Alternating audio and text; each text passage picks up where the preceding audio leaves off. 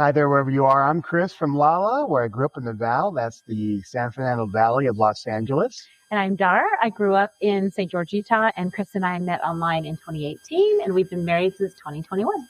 And welcome to episode 8. 8. Yes. Yeah. Oh my episode goodness, 8. Episode 8. So yeah, we just finished up the World Cup as we're recording this. Which is why you're wearing your jersey. Well, this right? it's actually a St. George. I can't really show it. Stand up. Yeah, I'll stand up here. It's a St. George rugby jersey. There you go. Now you're saying, of course, St. George has a rugby team. Actually, there are rugby teams that play at Snow Canyon High, but yeah, it's St. George, the St. George Dragons of Australia.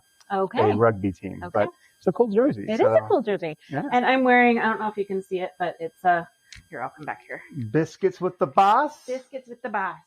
Here we go. Ted Lasso, which is coming back in Ted Lasso. 2 weeks. It was so fun to see Ted and the coach kind of in a cameo. During the halftime, a little cameo. We just finished watching that today. Yeah, so Viva España. Congratulations to Spain. It was a fun, I had never paid attention. And congratulations to my England team winning third place in a really good third place game. Yeah. I had never paid attention to a World Cup until this one. Until she's with me. It's really fun. Yeah, I enjoyed she's paying attention to the World Cup because there's a lot of World Cup craziness in this house. There has been. Do I know all the rules? No, I do not. Do you know the offside rule yet? Kind of. I'm going to align myself more with Ted on that one, although he did learn over the course of the series. But no, it was entertaining. It was fun to see all the pride of each country. But you will remember that 2-3 weeks ago, I had my little we had a side bet. I thought it would take three miracles for England to make the final. They didn't make the final. Yeah. But they got 2 of those 3 miracles. They got so close. Yeah. Only losing to the eventual runner-up Argentina and Messi. Yeah. So the bet was I would have to eat a whole bag of black licorice and watch a Jane Austen movie. Of my choosing, which I chose Emma 2020 version. And so I felt like since 2 of the 3 miracles happened, I had to at least give you one of them, and I gave you Emma. And I didn't even ask, and you were so kind to even offer. And I had never seen this Emma. We watched it together with my sister, and it was not our favorite. I loved the visuals. Not your favorite. It was not close to being a favorite. Dar's saying that this was not a well-done Jane Austen movie. I'm just going to take it as that's Jane Austen and one and done, and you're never watching it again. And I did go into it with an open mind. I felt like, okay, I'm going to go into this. You did. I'm going to, because there have been things that, I've watched before with you, like Downton Abbey. I was like, I'm going to hate this. And I loved it. You loved it. Outlander. You're not usually into period pieces. I watched Emma. I watched Jane Austen, and I still hated it. So. But thanks for giving it a shot. I give it a shot. That was very good of you. Yeah. I appreciate that. But I will not do the black licorice. That's okay. Yeah. And honestly, my favorite part of this version of Emma that I watched was the visuals. The set design I thought it was beautiful. All the colors they chose. But other than that, my favorite telling of Emma is Clueless, which I know you hate too. I don't like Clueless either. I know. Mainly because it really rags on my home place, the Val. Yeah. Like the whole thing in the movie is she can't bear to be in the Valley in North Hollywood. And and that's where you grew up. Circus Liquor, where I grew up. I know. Not Circus Liquor. I didn't grow up there, but it's in North Hollywood. You're a Valley boy. And so, I mean, I know you say it's a bad version. Just the characters are so Anna Taylor-Joy played Emma. The characters are so unlikable. I thought the only good result of this movie could be if aliens invaded the inn and blew everybody up. That would have been great. Sorry, that did not happen. No, it did not happen. That's all right. So, no, I gave Jane Austen a try, and Jane Austen did not win me over. Well, it was very good of you to try. Yeah. I'm going to go back to last week's episode where we had a bit of a competition, which is first to 5. I thought we should play that many times in the future. I really liked it. I was not prepared. I don't remember the last time I read a Jane Austen book, and Pride and Prejudice in particular. So I felt like I did not represent Jane Austen or Pride and Prejudice well. Although you won, you did very well with your Star Wars trivia. So kudos to you, winning 5-3. Okay. You did great. I thought it was awesome. So hopefully we'll play another version of that in the future. And then I also wanted to mention, kind of changing lanes just slightly.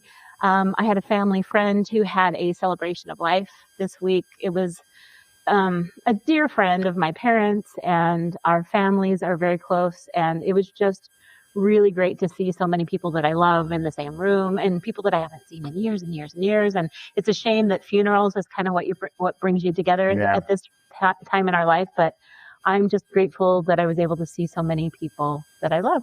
Yeah, and just to see the love given to you and to the people who've lost others. And once again, this family did what your family did. I think, not that there's a right or wrong way to grieve, but I thought they did it well. It was so them, like the person who we were honoring, they played 2 of her songs, and we got to listen to her sing and see her crafts and her artwork. And it really was a celebration. And the room was just full of love, and it really wasn't sad. Yeah. And I said, there's not a wrong way to grieve. It's not a wrong way to pass. There's not but I'd like the people to celebrate my life. I even like the fact that they had pictures displaying of her younger self. Yeah. I made a point to do this for any obituary I had to do on the news or things like that, where there's a tendency to show them at the very end of their life. So they're 90 years old, and they look terrible, they're barely hanging on, and not showing them at their moments of when they're younger. Yeah. And so please don't show pictures of me as an old man when I pass. Note to self. Note to self. Don't, if you show me right now in my 50s, I've never felt better. But, when I pass when I'm 120, don't show me as a shriveling old whatever the heck I am. Like, and that note, we're going to go into what we watched this week, but there's a brand new show. It's on BBC, so it's not been shown in America yet. If you know who Diane Morgan is, if you've watched the Kunk on the World, Felonious Kronk, just hilarious. She's on Last One Laughing. Yeah. She's been on it several She's shows. Playing a character that's basically a robot that lives with an elderly woman. She's a caretaker. Yeah. And there's a promise to robotics and even AI. It's that, because dealing with my own father, right now, my mom is starting to, well, our parents are aging. Yeah. And it's tough when you're younger. We're trying to decide, okay, what does that look like when I'm old enough? Like, who's going to take care of me? And... So I truly hope that there are robotics that can, that don't have to sleep, that don't care about putting you in baths and wiping you and all that crap. Yeah. That can take care of us. Yeah. And doesn't have to be, it's not we always say it's not a burden, but it is a burden. And especially there's, for ages, back when I did political polling, one of the polls we did constantly was, do you want funding for caretakers? And that still hasn't happened. It's just a difficult thing, and it can get really expensive too. It's, you end up being a part of a sandwich generation where you might have kids that you're looking after, and then parents, and then also working full time. So I'm curious about everyone else's thoughts. If you want to chime in our comments and everything else, and our phone line and everything, we give that at the end of the show. Your thoughts on part of being Gen X right now is not dealing, that's not the right word, but learning how to navigate. Your parents as they enter the last chapters of their lives. Love to hear from you on that. And so for now, we're going to take a short little break to regroup, and we'll be back right after this. Welcome back. We did an LA travelogue a few weeks ago, but we happened to go back because I want to watch the England versus Norway quarterfinal match with my dad. When you saw that was happening, you're like, gosh, I really Saturday, like to watch it with Dad and brothers. We'd all be there together. It's not in the middle of the week, so people won't be working and such. So I wanted to spend it with my dad, so we took another trip to LA. Yeah, we did. It was fun to see everybody, of course. And I got some video of the brothers like jumping around, yes. high-fiving everybody. Going crazy over England winning giving the your match. dad a hug. Yeah. It was really fun. And my brother got, for my dad and for him, because his dog had passed away, so got a new puppy. Her name is Lucy, and she's adorable. She's so cute. She's a little white husky with blue eyes. I'll put a picture in there if I can. And she's just so sweet, so well behaved and sociable, and just a cutie. And speaking of kids, so they're not kids anymore. They're adults. They're adults, yeah. But had time with my kids as well. We got to share a meal together. And then we went over to the beach. A little June gloom, but we took some. I wanted to get back in the ocean, so I did. Hear the waves, and you have a couple spots that are favorites of yours. So, so I'll upload some video of that as well. Where are we now, Chris? We're in Long Beach, on the beach. Mm-hmm. On the Long Beach. Mm-hmm. Like sands through the hourglass. So are the days of our lives. Got a nice view out here. Queen Mary down there, which now looks smaller next to the giant Carnival. Right. That's one of their biggest. Yeah. People don't realize Titanic, that's about size Titanic. It would be like, we're skiing now. There we go. We'll zoom in. These islands are man-made. They're named after the Apollo 1 astronauts. So it's Grissom, Chaffee, and White.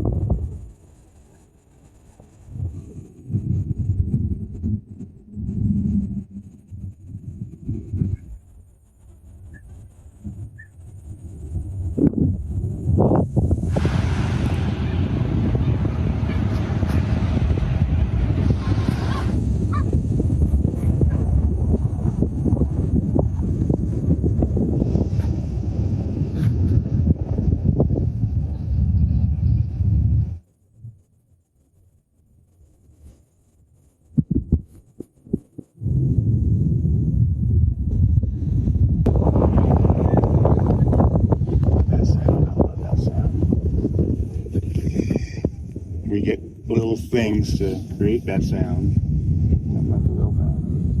Waves hitting the beach. A couple folks out there on their jet skis. Saw some parasailers earlier.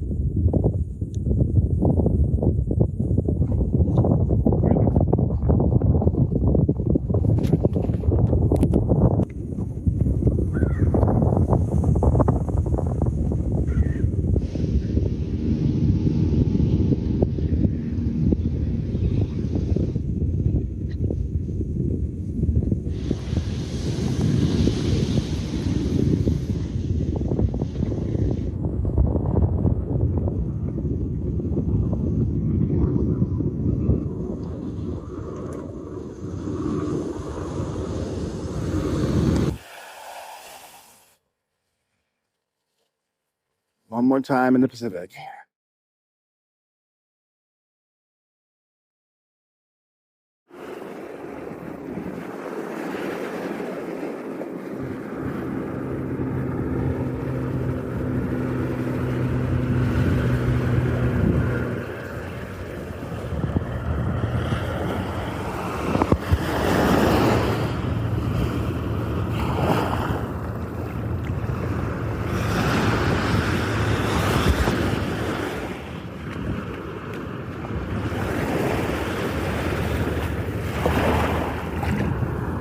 You should not see this so much. It's sad. Some really classic boat people. That's how cold this was.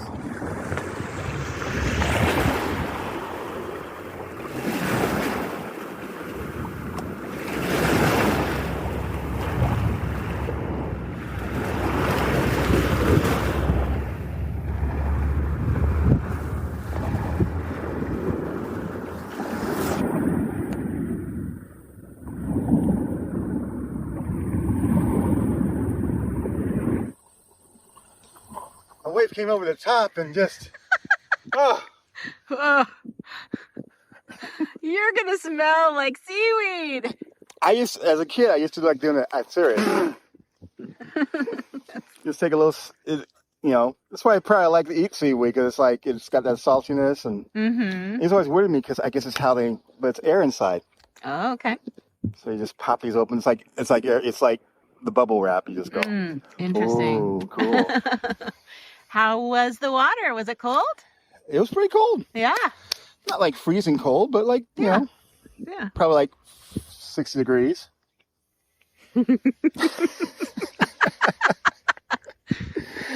Oh man, that was fun. Nice.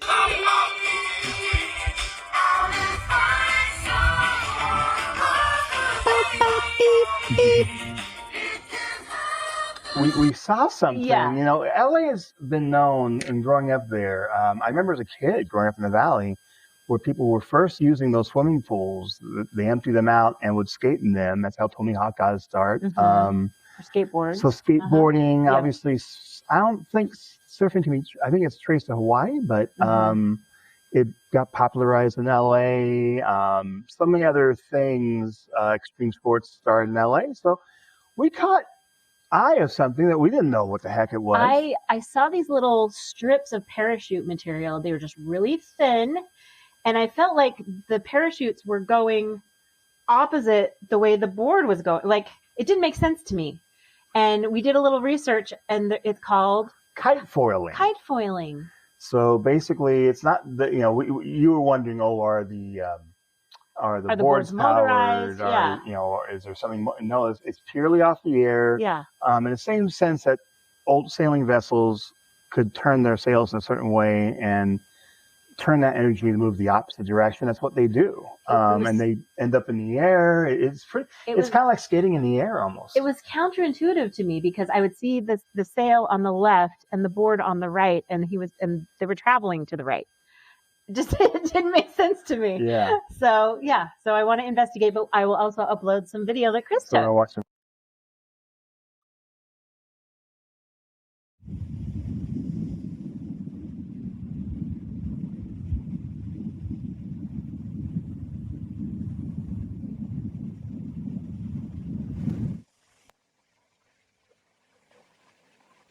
Although what I don't understand is how he's moving to the right when the parachute is on the left. I know. I don't understand it. Because that should slow him down.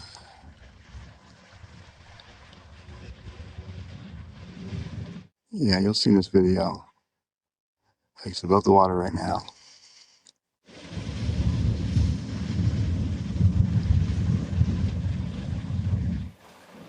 Like, theoretically, it should be pulling him to the left right now. Right? Well, I've always wondered how sails work to pull people out of the way, even having been on a sailboat.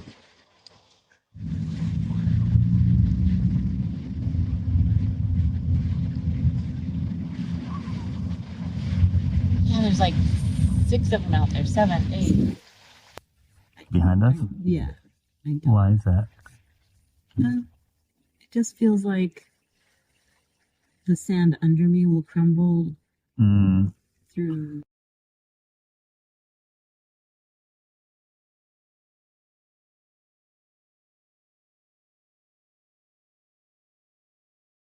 Yeah. So and then while on this trip, and I'm not much of a Starbucks person. I know you're not either. We're not really, but if we're going to use the bathroom somewhere, we always buy something. And so I tried. I'd say it's the best thing I've had at Starbucks since the eggnog latte they used to have every Christmas, which they don't anymore. Yeah. So we filled up, and that gas station didn't have a bathroom. So we saw Starbucks across the way. We're like, okay, let's go use the bathroom. Let's get a drink. Iced Blue Coconut Matcha. But not only did I fall in love with it, so did you. I'm not usually a matcha person at all. I usually prefer iced coffee. But it's a blue coconut mixed with the iced matcha. And I'll put a picture of the drink. It's so beautiful. It starts with green, it goes up to blue. It's so tasty. But the best part of it is it's part of the Get Blue initiative. So every purchase of these blue drinks, 25 cents will be donated to water.org. And we learned that while watching A Good Hang with Amy Poehler interviewing Matt Damon. Because Matt Damon and Gary White started this organization called water.org. And there are 2.1 billion people in the world who don't have access to clean water.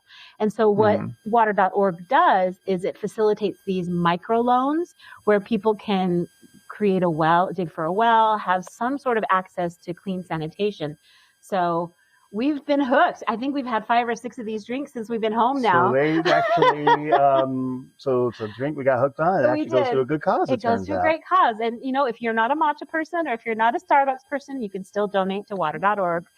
Clean water is important for everybody. Yeah, I think it's something, you know, it's a real thing for a lot of people, especially on our Native American population, which is not had the infrastructure created to have safe drinking water. Well, I've heard of microloans before, like in South Africa or places that maybe they'll buy a cow so then they can sell milk or whatever, or they'll buy a sewing machine so the mother can work out of her home and sew clothing. So it's a concept that I think is interesting and that it's a win-win. So so just wanted to throw that out there. Throwing that out there, go to wire.org, and we're going to go to a break. So we will be back in a second. All right, we are back. We talked a little earlier about one thing we're watching, but let's do the rest of what we're watching. So my sister clued me in on this podcast. It's on YouTube called Dish, and I'm totally in love. I mean, just in the last week, we've watched so many episodes, but it's it's a food and celebrity podcast. It's hosted by broadcaster Nick Grimshaw and Michelin-starred chef Angela Hartnett.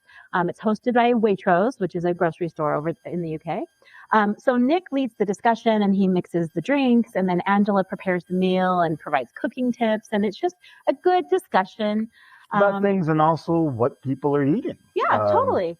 So just this week, I don't think you've seen all of these episodes. I watch all of them, but yeah. But you've watched a lot of them with me. But yes, I've watched Cynthia Erivo from Wicked.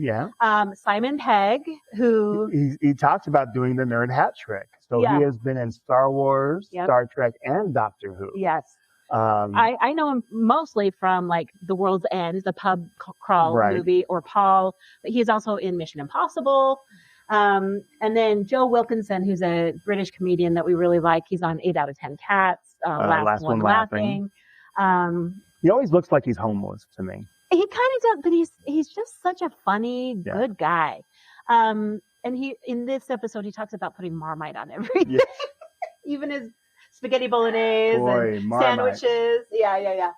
And then Nicola Coughlan, I think. Nicola Coughlan from Bridgerton. Yes. Dairy Girls. Always love her. By the way, she's probably and tell me the character's names. She's her character and the Bridget. That's my favorite couple storyline because they were best friends, right? Yeah. That sounds familiar. It does. Oh. Yeah. And then the last one, the most recent one we watched. You watched this with me. Was Kevin MacLeod. Kevin MacLeod. And exquisite architecture. It's brilliant. If you watch Grand Designs, you know what this is about. Yes. Amazing. I love watching his shows in Britain.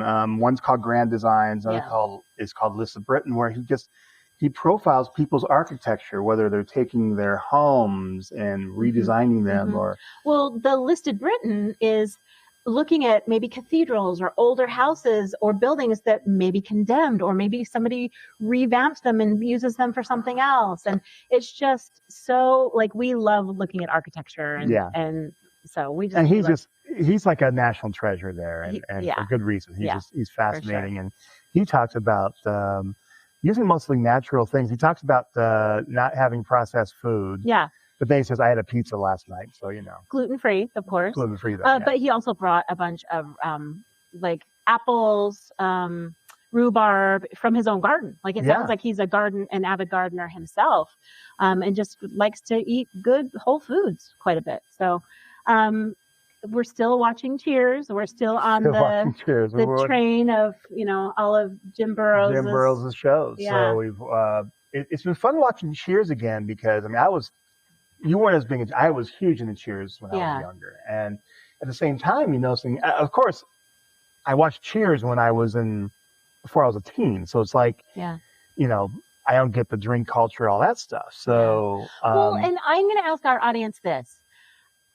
You've noticed that Cheers is still on like BBC channels or ITV or whatever, even today, like 2 or 3 times a day. It's huge over in the UK. So I want to know, like, would you have Cheers mugs or backpacks, or like, do you have memorabilia from Cheers, or like, would you buy that if we, you know, if you saw it in the store, would you? But it's also funny watching the episodes. Things I never noticed. You know, of course, we always, if you remember, every time Norm would come in, George Wentz's character, everyone would yell Norm, and I never noticed that Shelley Long's character, Diane, at the very end of that, you'd always hear Norman, like the more formal. And I never noticed that until we watching it now. So it may be something to catch. Well, Norman. Well, and as an adult, you can see the chemistry that they have. Like as kids, we miss that. Exactly. Of course, you know, you don't get Sam Malone, the women. You know, the kid, like, I don't care about that. But and then the Night Court guy, what's his name? Harry Anderson's in a lot of early episodes. And James Burrows talks about in the book how he made such an impression that he basically convinced NBC to give him his own show. Night Court. Becomes Night Court. Yeah. Boy, we talked about this before, but that one Thursday night on NBC when it was Cheers, Night Court, Seinfeld, ER early on, and then later Friends. I mean, it's just must-see TV. Which just doesn't exist anymore. It was appointment TV. We don't have appointment TV anymore because we're all streaming. Yeah, we don't have.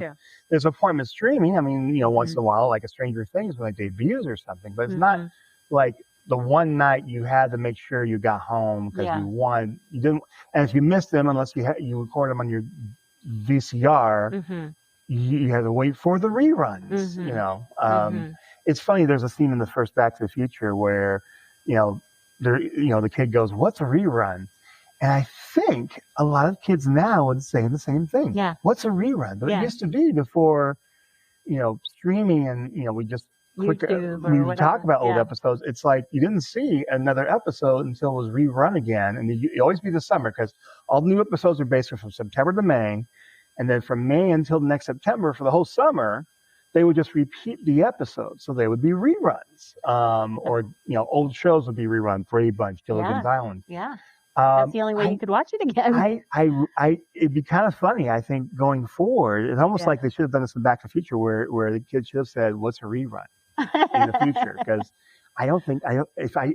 if we sat around table, if we asked your nephews what a rerun is, they probably would tell us. They'd understand it if we explained it, but they'd probably say, you know, if we said like, "Oh yeah, I seen this in a rerun," and they would go, "What's a rerun?" Yeah, maybe. Yeah. In 2026. Well, just like a rotary phone, like how would kids know how to dial? Exactly. Right? Yeah. So anyway. So we're going to take a quick break, probably make a call on the rotary phone, and then we'll be right back. And we're back, and I was actually over the weekend, yesterday, I was kind of like knocked out for a little, not knocked out, but just, you know, taking it easy. Because I took it on. I said, I'm going, you know, after you're 50, we're over 50. Yes. You know, there's guidelines. There's guidelines for how to keep yourself healthy. Yeah. And one of them are things like the shingles vaccine and hepatitis B. Yeah. And so I'm like, I'm just going to do them all at once. So I did shingles, hepatitis vaccine. I did this year's COVID shot. And Tdap. Yeah. To avoid the whooping cough. You know, there's certain shots, like the shingles vaccine, I only have to do it once in my life. The measles vaccine is only once in your life. But the Tdap, people realize the whooping cough one, as whooping cough is coming back, unfortunately, is something you do have to do for every 5 years. So, but of course, I took it upon myself to do all four at once. But you talked to the pharmacist, you did a little research. The pharmacist was like, yeah, absolutely, let's do 2 in each arm. You absolutely can, but the payment is you're just going to feel a little lethargic the next day and sore arms and, you know. And you just watch the World Cup. Yes, it's better than the alternatives. Yeah, so. for sure. So meantime, I'm going to be away for a few episodes. Got some stuff I'm doing. Yeah. So you might see me. So it might just be Dar. Yeah. I might make guest appearances or something. But, this has been your baby, and I think it's been fun. And I have a couple things that I've been wanting to share, too, so I can kind of dust off those ideas. Good. So I'm just going to be leaving the room, and she'll share them with you when he's gone. He's gone. Okay, no. Hi. So in the meantime, we do want to hear from you. Yeah, please reach out to us. Call 435-990-5824. That's 435-990-5824. We won't answer it personally because it is a recording, because we cannot be up 24 hours a day. But there's also a way you can email us. Yeah, from lala2utah@gmail.com. And if you share your thoughts and we want to use it, you might appear in a future episode. Absolutely. So please take care of yourselves and each other, and certainly don't do what I wouldn't do. I don't know what that means. But... I don't either. But if you want to watch the Austin movies, go ahead. I'm just telling you. I'm not going to be judgmental. It's not for everybody. It's okay. It's all right. So have a great week. Have a great week, everybody. Spending your time with us. Take care.